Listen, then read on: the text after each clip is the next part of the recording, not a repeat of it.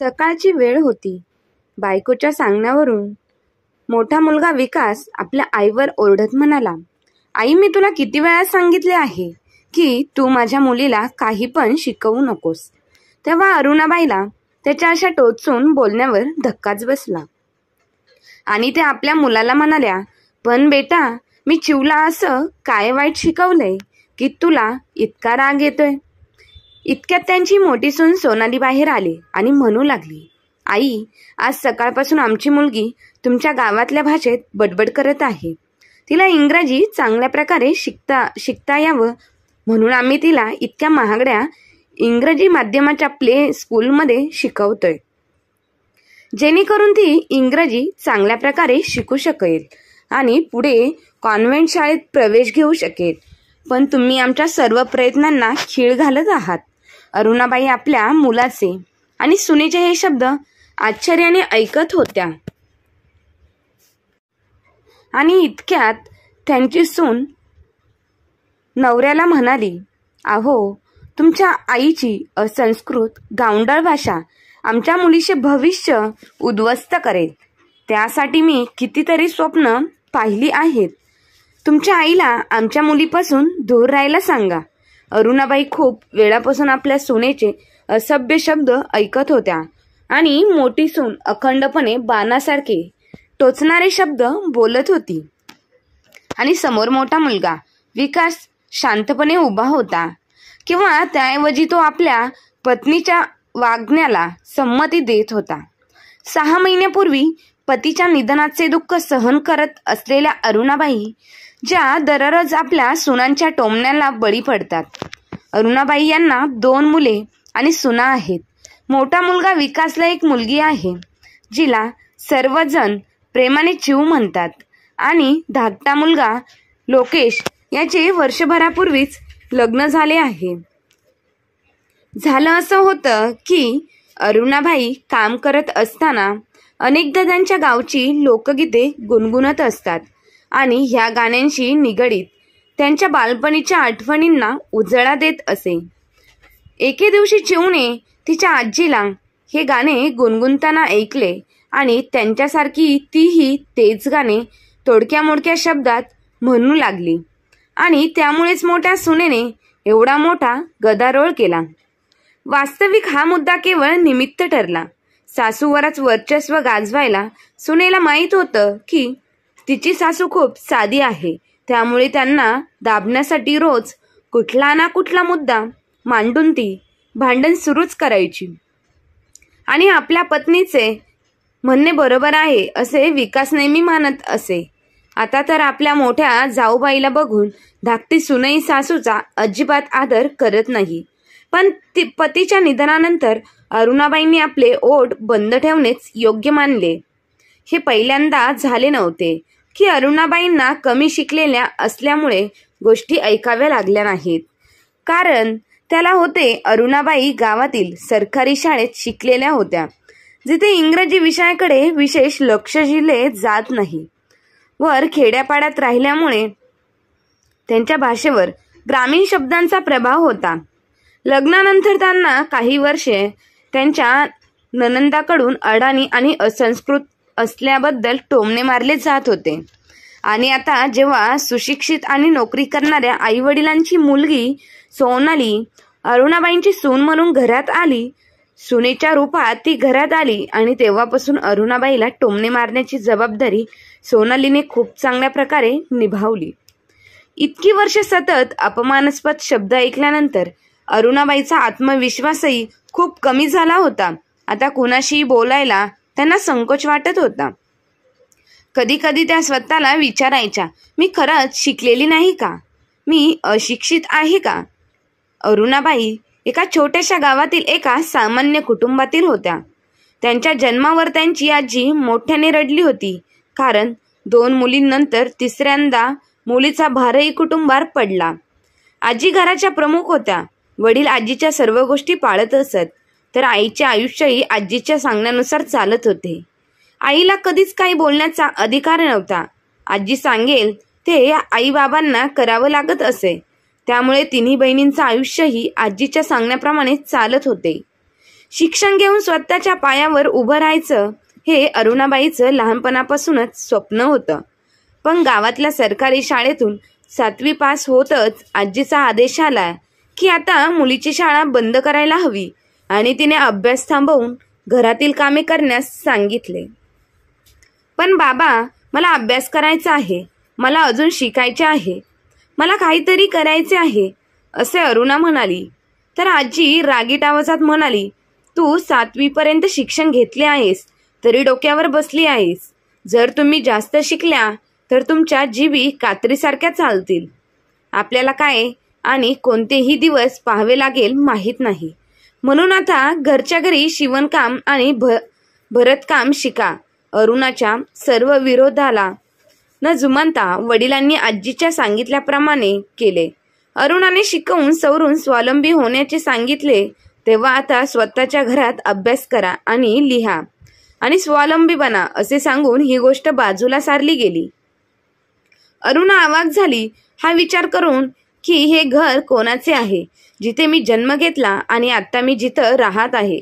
परंतु शिक्षण घेण्याबद्दल खूप आवड होती. अरुणाबाईमध्ये त्या त्यांच्या मैत्रिणीचे पुस्तक गपचूप घेऊन यायच्या आणि लपून छपून वाचायच्या. जरी त्या 7वी पास झाल्या होत्या परंतु त्यांना 10वी 12वी पर्यंतचं शिक्षण मिळावे अशी त्यांची तीव्र इच्छा होती. फक्त 16 वर्ष वयात अरुणाबाई यांचं लग्न शहरातील मोठ्या कुटुंबात 25 वर्षाच्या मुलाशी केलं. तेव्हा मात्र अरुणाबाईचे सर्व स्वप्न तुटून गेले होते. त्या जेव्हा लग्न करून सासरी गेल्या तेव्हा त्यांनी पाहिलं त्यांची मोठी जाऊ आणि त्यांची अविवाहित नणंद त्यांच्यापेक्षा जास्त शिकलेल्या होत्या. त्या नेहमी अरुणाबाईंना कमी लेखत होत्या. अरुणाबाई काहीही बोलल्या तरी त्यांना खूप काही ऐकायला मिळत होतं. ही कसली गावंढळ भाषा आहे, कसल्या भाषेत बोलतात. अरुणाबाई त्यांच्या मोठ्या जाऊबाईला तिच्या मैत्रिणीसोबत इंग्लिश भाषेत बोलताना कित्येक वेळा पाहत होत्या. तेव्हा परत अरुणाबाई त्यांच्या मनामध्ये पुढे शिकण्याची आवड निर्माण होत असे. तेव्हा अरुणाबाईंनी त्यांच्या पतीला पुढे 8वीत ॲडमिशन घेण्याबद्दल विचारले आणि त्यांच्या पतीनेही लगेच त्यांचे ॲडमिशन जवळच्या माध्यमिक विद्यालयामध्ये केले. त्यांना एक आशेची किरण दिसत होती. त्यांना वाटत होते आता माझेही प्रत्येक स्वप्न पूर्ण होणार. त्या देवाचे खूप आभार मानत होत्या की देवा, तुम्हाला समजून घेणारा नवरा दिला. अरुणाबाईचे पती वामनराव अरुणाबाईपेक्षा 9-10 वर्षांनी मोठे होते. पण ते अरुणाबाईंची खूप काळजी घेत. त्यांना काय हवं नको याच्यावर त्यांचं विशेष लक्ष असायचं. वामनराव चांगले शिकलेले म्हणून ते संध्याकाळी कामावरून आल्यानंतर अरुणाबाईंना शिकवत होते. त्यांचा अभ्यास घेत होते. अरुणाबाईंना कधी कधी शाळेत जाणे शक्य होत नव्हते म्हणून वामनराव घरीच त्यांचा अभ्यास घ्यायचे. त्यांना हवं ते पुस्तक वह्या आणून द्यायचे. बघता बघता 8वीचा रिझल्ट लागला आणि अरुणाबाई चांगल्या गुणांनी पास देखील झाल्या. अरुणाबाईला खूप आनंद झाला होता. खूप मन लावून घरातील कामासोबतच अभ्यासही करत होत्या आणि त्यांना त्यांच्या नवऱ्याचा खूप मोठा सपोर्ट होता. असेच दिवसामागून दिवस जात होते. बघता बघता अरुणाबाईच्या 12वीचं वर्ष आलं. अरुणाबाई खूप जोमाने अभ्यासाला लागल्या. त्या घरातील सर्व कामं करायच्या आणि जेव्हा वेळ मिळेल तेव्हा पुस्तक हातात घेऊन बसायच्या. अरुणाबाई रात्र रात्र जागून अभ्यास करत होत्या. बघता बघता 12वीची परीक्षा सुरू झाली. अरुणाबाईंनी परीक्षा दिली आणि जेव्हा रिझल्ट आला तेव्हा त्यांना 95% मार्क्स मिळाले होते. तेव्हा अरुणाबाईंचा आनंद गगनात मावेनासा झाला. वामनराव यांना देखील अतिशय आनंद झाला. अरुणाबाईंना वाटलं आता मला पुढे पण शिकायला मिळेल, राहिलेले स्वप्न पूर्ण होईल. परंतु तेव्हा त्यांना पुढील शिक्षणासाठी ॲडमिशन घ्यायचं होतं. तेव्हाच त्यांना समजलं की त्या आई होणार आहेत. अरुणाबाई यांच्या सासूबाईंनी स्पष्ट शब्दात सांगितलं, आता घरी बसून संसार सांभाळ. लिहायचं आणि वाचायची वेळ आता निघून गेली आहे. मोठा मुलगा विकासचा जन्म झाला. त्यानंतर 2.5 वर्षांनी लहान मुलगा लोकेशचाही जन्म झाला. तेव्हा अरुणाबाईंच्या पतीचे वामनराव यांनी प्रेमाने सांगितले, जेव्हा मुलं मोठे होतील त्यानंतर तुझ्याजवळ वेळच वेळ आहे, तेव्हा तू तुझे स्वप्न पूर्ण कर. आणि अरुणाबाई यांनी हसत हसत आनंदाने त्यांच्या कुटुंबाची जबाबदारी सांभाळून घेतली. काही दिवसानंतर वामनरावांचे प्रमोशन झाले आणि वामनराव अरुणाबाई आणि त्यांच्या मुलांना घेऊन मुलांना घेऊन बदलीच्या ठिकाणी गेले. वामनरावांच्या आणि मुलांच्या यशात अरुणाबाई यांचा खूप मोठा वाटा होता. यशाच्या शिखरावर घेऊन जाणारी पायवाट झाली होती. अरुणाबाई हळूहळू त्यांच्या स्वप्नांना तर विसरूनच गेल्या होत्या. घराची जबाबदारी सांभाळता आणि मुलांचे संगोपन करताना त्यांना कधी पुस्तक उघडायलाही वेळ भेटला नाही. आणि त्यांची इच्छा, त्यांचे स्वप्न पूर्ण कधीही न होणारे एकच स्वप्न राहिले.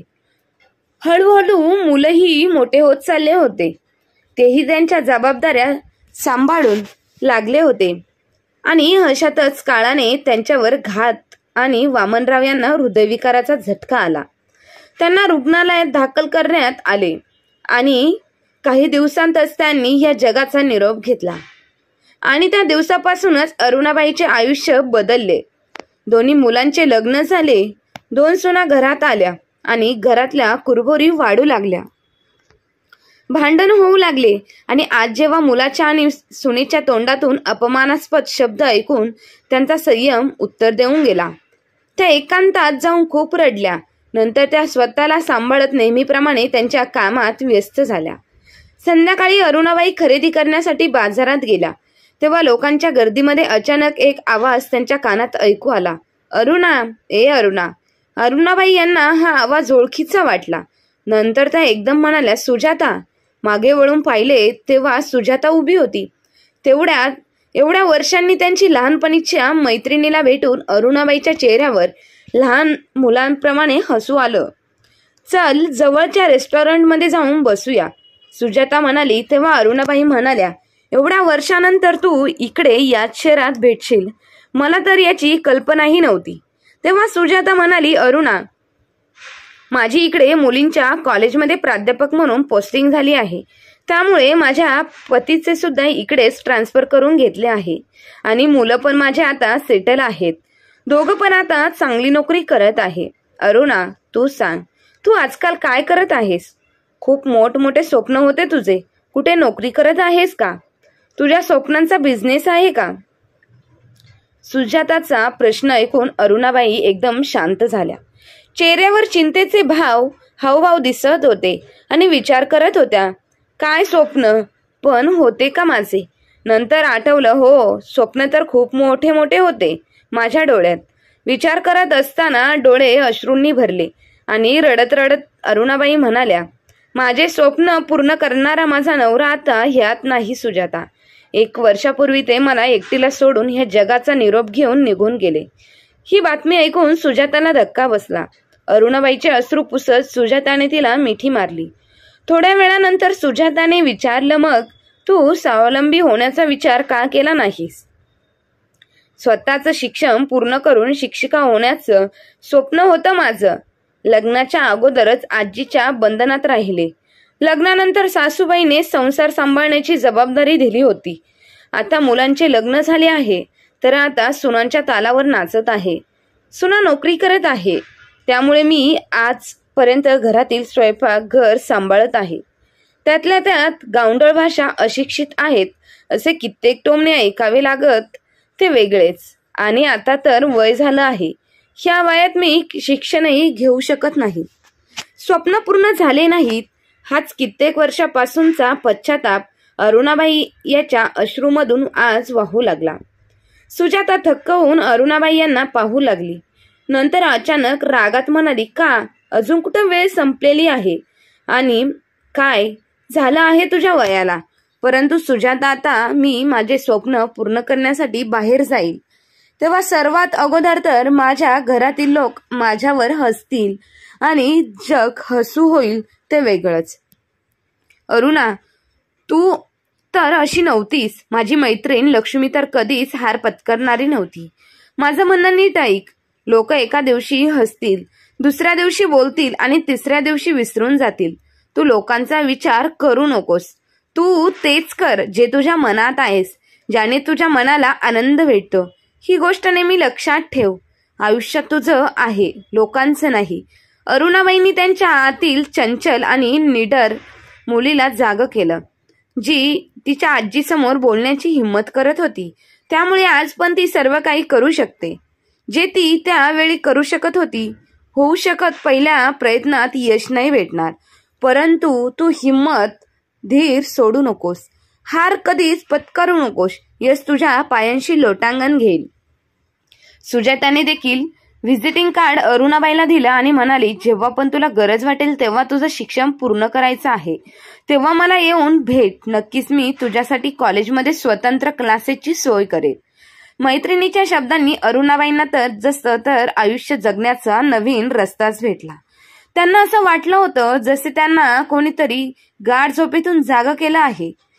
त्या जशा घराच्या दिशेने जात होत्या तसे त्यांच्या मनात त्यांचं अस्तित्व निर्माण करण्यासाठी उत्साह वाढत जात होता. ही केवळ वेळ आहे स्वतःच्या स्वप्नांना पंख लावायचे. विचार करत असताना अरुणाबाई यांनी घराचा दरवाजा उघडला. समोर पाहिलं. दोन्ही मुलं विकास आणि लोकेश घरी आलेले होते. दोन्ही सुना स्वयंपाकघरात स्वयंपाक करत होत्या. शॉपिंग बॅग एका बाजूला ठेवत अरुणाबाईंनी त्याच वेळी बोलण्याचा विचार केला आणि जाऊन सर्वांसमोर बसल्या.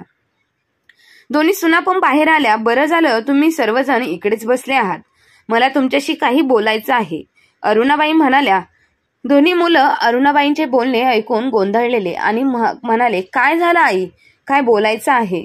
लहानपणापासून एकच स्वप्न होतं माझं, परंतु तुमच्या जबाबदाऱ्या उचलताना मला माझे स्वप्न पूर्ण करायला वेळच मिळाला नाही. परंतु आता मला वाटत आहे की आता ते स्वप्न पूर्ण करण्यासाठी वेळ आलेली आहे, अरुणाबाई म्हणाल्या.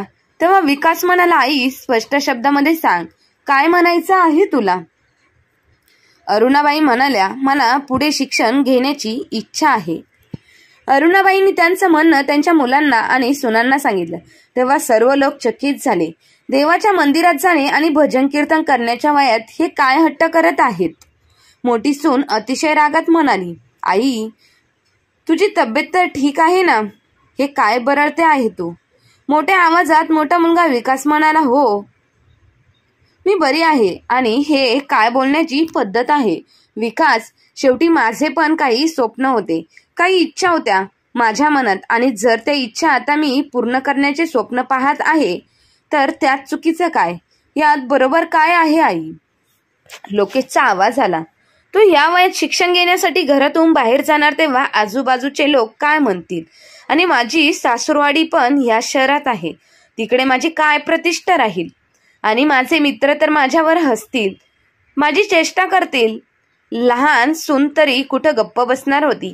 तीही टोमणे मारत म्हणाली, आई आता एका वर्षापूर्वी बाबांचे निधन झाले आहे आणि तुम्हाला हे काय सुचत आहे? आणि जर तुम्हाला असेच काही कृत्य करायचे असेल तर कुठे दुसरीकडे जाऊन करा. या घरात हे सर्व नाही चालणार. मुलं आणि सुना त्यांचा निर्णय सांगून त्यांच्या रूममध्ये निघून गेले. अरुणाबाई तिथे स्तब्ध उभ्या राहिल्या, परंतु यावेळी त्यांच्या हट्टी मनाने मुलं आणि सुनांचे म्हणणे मान्य करण्यासाठी नकार दिला. त्यांना आता जाणवलं होतं जर यावेळी त्या दबल्या गेल्या तर आयुष्यभर पश्चाताप करावा लागेल. स्वतःच्या लहान लहान इच्छा त्या पूर्ण करू शकणार नाहीत. दुसऱ्या दिवशी सकाळपर्यंत अरुणाबाईंनी विचार केला त्यांना त्यांचे स्वप्न पूर्ण कसे करायचे आहे. जेव्हा सर्वजण तयार होऊन आपापल्या कामावर निघून गेले तेव्हाच अरुणाबाई सुद्धा कॉलेजला जाण्यासाठी निघाल्या.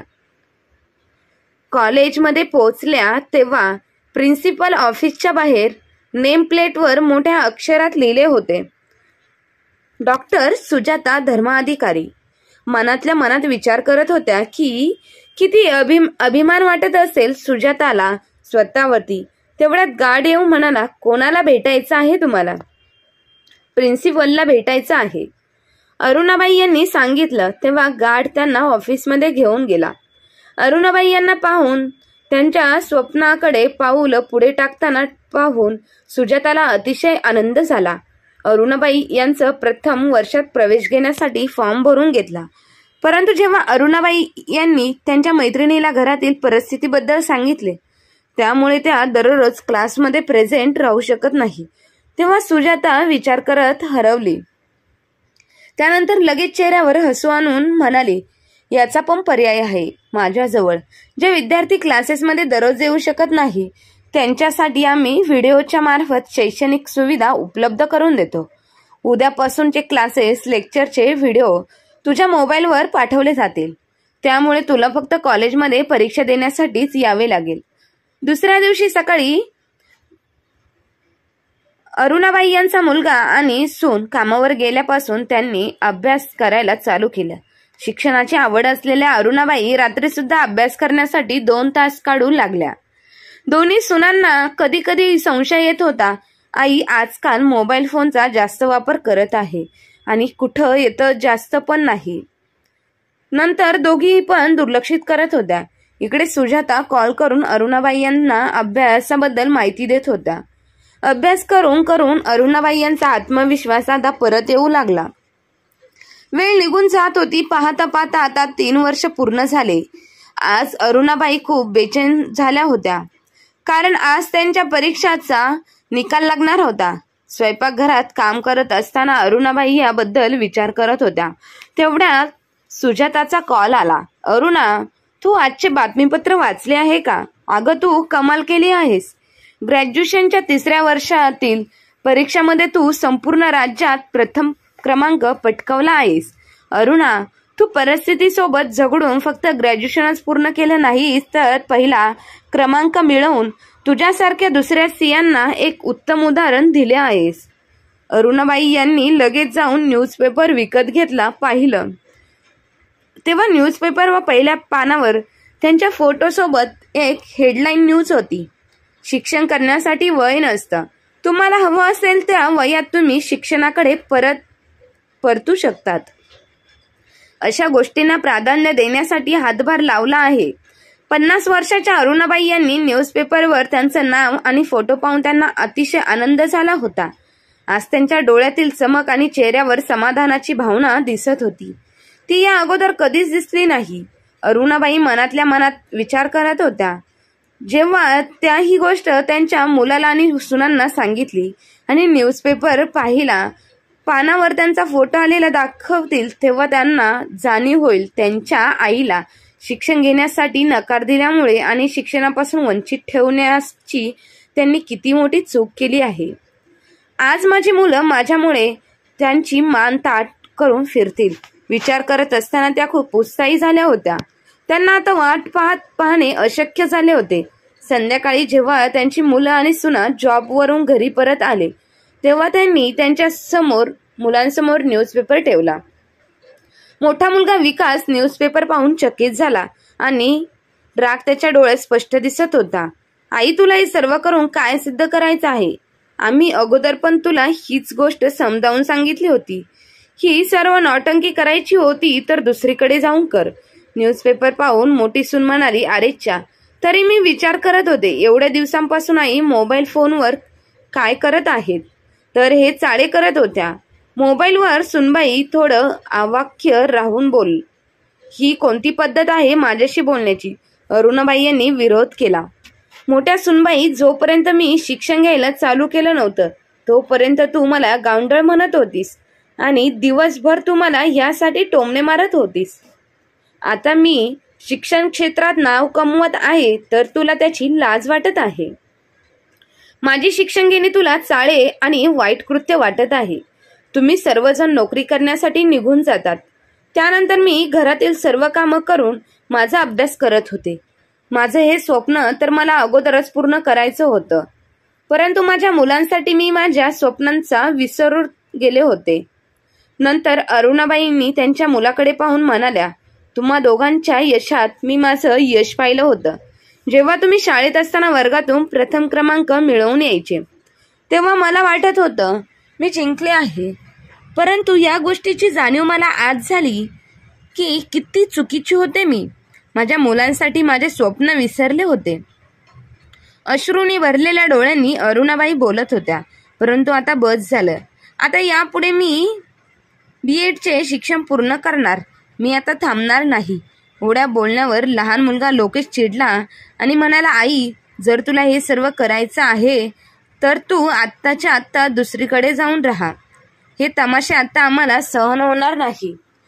दुसऱ्या दिवशी सकाळी न्यूज रिपोर्टर अरुणाबाईचा इंटरव्ह्यू घेण्यासाठी घरी पोहोचले आणि अरुणाबाई यांना प्रश्न विचारत होते.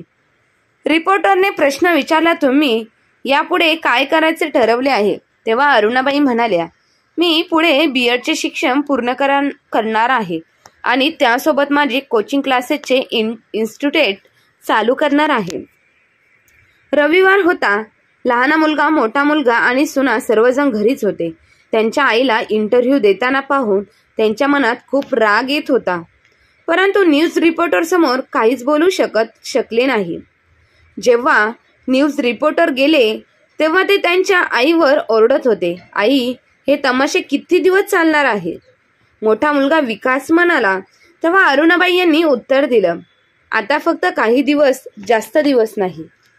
अरुणाबाई यांचं उत्तर ऐकून मुलं आणि सुना थक्क होऊन त्यांना पाहू लागले. आणि एवढ्या सहजासहजी कशी तयार झाली? परंतु दुसऱ्या दिवशी अरुणाबाई म्हणाल्या, रात्री तुम्ही म्हणत होतात आता हे सर्व तुम्हाला सहन होत नाही.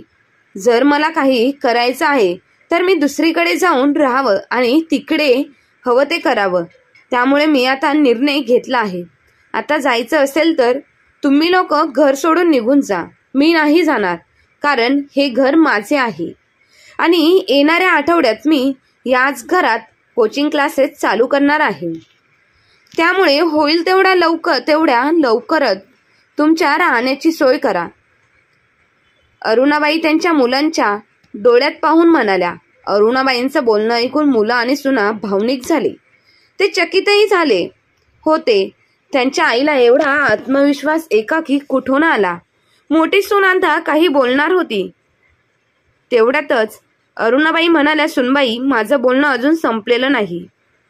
दररोजचे अपमानित जीवन जगण्यापेक्षा चांगलं आहे मी स्वतःच्या जीवनावर आत्मनिर्भर होऊन एकटीने आयुष्य जगावं आणि स्वाभिमानाने राहिलेलं आयुष्य व्यतीत करावं. हे सर्व ऐकून मुलं आणि सुना थक्क झाली, परंतु ते काही करू शकत नव्हते, कारण त्यांचं राहतं घर अरुणाबाईच्या नावावर होतं. अरुणाबाई सर्वांना त्यांचा निर्णय सांगून त्यांच्या रूममध्ये निघून गेल्या. दुसऱ्या दिवशी सकाळी त्यांच्या घराच्या बाहेर एक पाटी लावली जात होती व अरुणाबाई हसऱ्या चेहऱ्याने त्या पाटीकडे पाहत होत्या, कारण त्यांचं स्वप्न त्यांना पूर्ण होताना दिसत होतं. बोर्डवरती मोठमोठ्या अक्षरात लिहिलेलं होतं, अरुणादेवी कोचिंग क्लासेस. तर मित्र आणि मैत्रिणींनो, कोणीतरी म्हटलेली गोष्ट याच ठिकाणी खरी होताना दिसत आहे. ध्येय भेटेल अथवा नाही हा तर नशिबाचा भाग आहे. आपण प्रयत्न नाही केले तरीही तर खूपच चुकीची गोष्ट आहे. जीवनात अपयश मिळेल ही तर सामान्य गोष्ट आहे. आलेल्या अपयशातून यश गाठणे हेच अमूल्य योगदान आहे. तर मग तुम्हा सर्वांना ही कथा कशी वाटली कमेंट बॉक्समध्ये नक्की कळवा आणि आवडली असेल तर व्हिडिओला लाईक करा, शेअर करा आणि अशाच नवनवीन कथा दररोज ऐकण्याकरिता आमच्या चॅनलला सबस्क्राईब करायला विसरू नका. हीच आपणा सर्वांना नम्रतेची विनंती. धन्यवाद.